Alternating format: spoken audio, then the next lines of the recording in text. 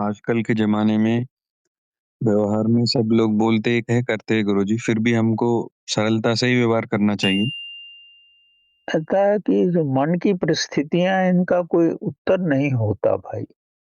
जब आप संसार में रहते हो, तो सांसारिक रूप से ही रहो।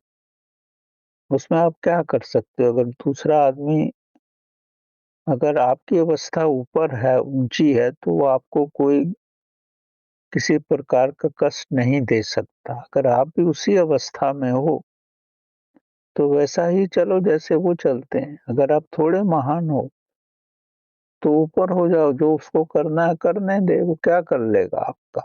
कोई आपको नुकसान नहीं पहुँचा सकता।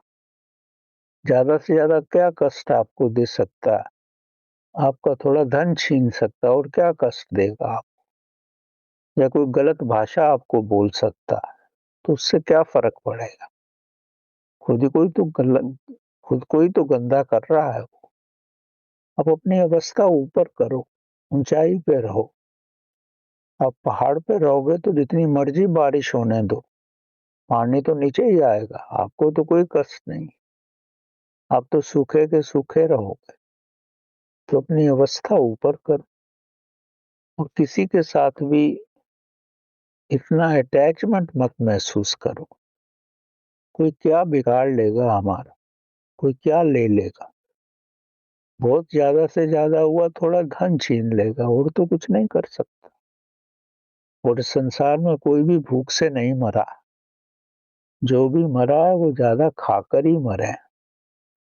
कोई किसी का कुछ भी नहीं बिगाड़ सकता अगर आप प्रेम और ध्यान की अवस्था में हो।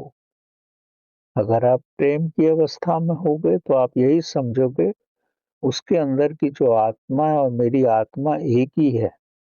अगर वो मेरे को कुछ कष्ट पहुँचाने की कोशिश कर रहा है, तो मतलब उसके रूप में परमात्मा ही मेरे को कुछ ज्ञान देना चाहते हैं या मैंने किसी समय उसके साथ कुछ किया होगा, वो बैलेंस कर रहा है। ये ज्ञान की अवस्था है, तो ज्ञान से भी आप किसी को जीत सकते हो और प्रेम से भी जीत सकते हो।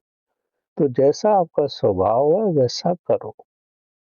यही 2 साधारण विधियाँ हैं। इन 2 विधियों से ही आप सरलता में रहोगे और फिर आपके जीवन में सहजता आ जाए। वो सरलता और सहजता आ जाएगी तो आप जीवन में समय आने पर मुक्त हो जाओ।